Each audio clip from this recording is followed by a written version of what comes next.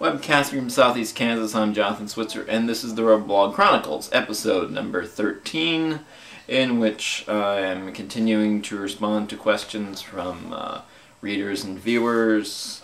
We'll start off with the rest of Ben Carozza's questions from last time.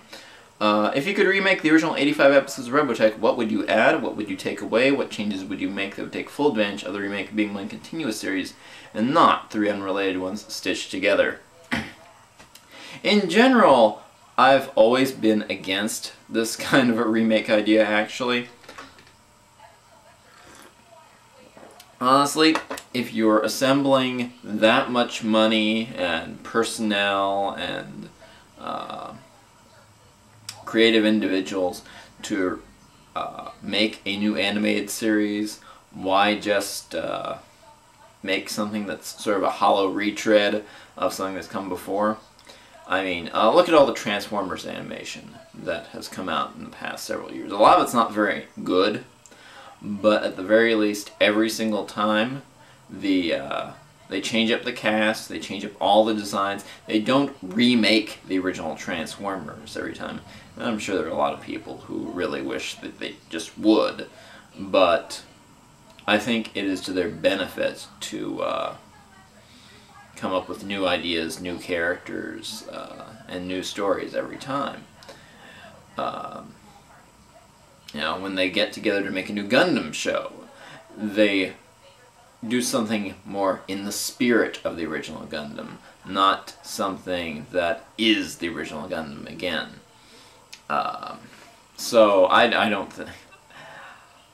I would really have to think about that question, but I really don't think anybody would ever go ahead and do a project like that. So, you know, I think if you were going to do a project like that, I think something along the lines of what Justi Ueki was talking about on RDF Underground a couple of weeks ago, where you do a series of movie remakes of the story, where you can redo the character designs, the mecha designs to a certain extent, you know, pump it all up. Do something along the lines of Macross Do You Remember Love, only do it as a series of movies retelling the whole Robotech story. I think that would be the best way to approach something like that. And I guess, you know, the one thing I would do story-wise would be to introduce, to some extent, the Masters and the Invid during the Macross era. You know, introduce the Masters, you know, talking to Dolza, perhaps, and you know, have them discussing the threat of the Invid. That sort of thing. Okay, and he also asks, is it just me or did it suddenly become bleak, okay, bleaker than usual, to be a Robotech fan in like the last couple of weeks? And this was the 23rd, and today's August 1st. And I suppose he's talking about the events of Anime Expo and just all the rampaging negativity. And I would have to say, yeah, it does seem kind of bleak. You know, if you ever notice me not posting to the blog, it's probably because the whole thing's just, you know, made me too depressed. But hey, you know, we've got a title. We've got you know, at least a little shred of something to go on for the next animation. We've got a couple of year time frame to look forward to. And speaking of which, Admiral DMC McKeever remarks, as for appeasing the fans, radio drama, Macross did it, why can't Robotech? Harmony Gold still has the voice actors around attending cons and such. Why not? It's great for promotion and side stories. And they could do stories about Rick and Lisa, or Max and Miria, or Sentinel stories. Anything they wanted, really. They could do something with Minmay and not have to worry about copyright issues if it's just Reba West doing a voice without the character design. I don't think Harmony Gold would do it, though. Oh well, I can dream. And JHC down here says, I agree, a radio drama would be a welcome thing. There have been a number of Star Wars radio dramas, and they've all been fairly successful. Heck, Harmony Gold could go the Tales of the Jedi route, and adapt an existing comic series into a radio play. Both Tales and Dark Lords of the Sith were excellently done in that format.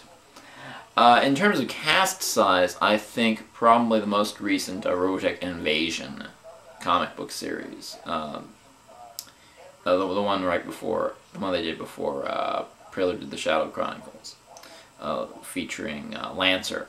I think that would probably be the best one to do. You've got Dan Warren in a bit part, since he played Dr. Osmond in the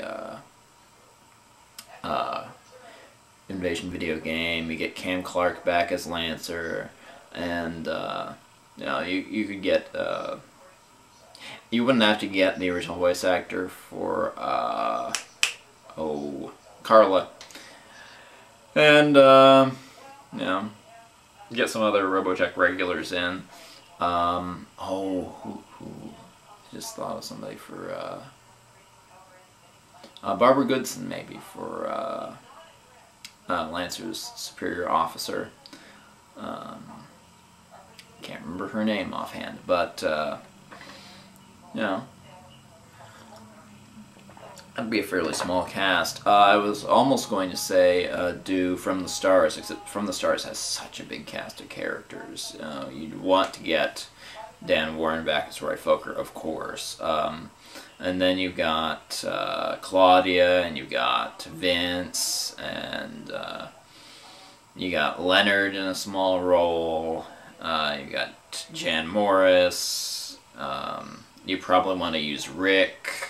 You got Rick's dad. You got Admiral Hayes, and it just rolls on from there. So that would be kind of an expensive one. The thing is, DMC McKeever emailed me right after San Diego, and he said he brought this up, or somebody brought this up to Tommy Yoon, and Tommy Yoon said this would be really expensive. And what I have to say to all of you out there, I want somebody to figure out exactly how expensive this would be.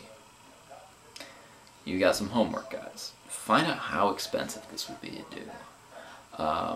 Figure up the numbers. Figure up how much the studio time would cost, how much the voice actors would cost. Let's not worry about distribution, manufacturing and such. Assume this would be a web-only product, just like through iTunes or something.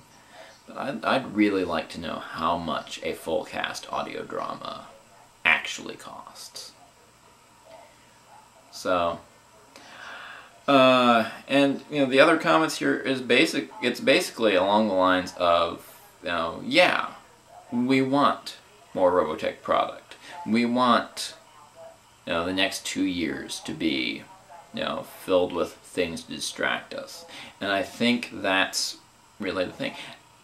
So many companies have so much material, and so many other properties have their direct-to-video movies, their feature films, their books, their comics, and so on and so forth coming out. And I think Harmony Gold should keep the Robotech name out there. Keep it in the back of everyone's minds for the next 2 years leading up to Shadow Rising. Wouldn't that be a good idea? I think that would be a good idea. I think it would be a good idea to keep Robotech on the tip of everyone's tongues as they work on Shadow Rising. So, on that familiar note, I think I'll wrap this one up. This is Captain JLS, signing off.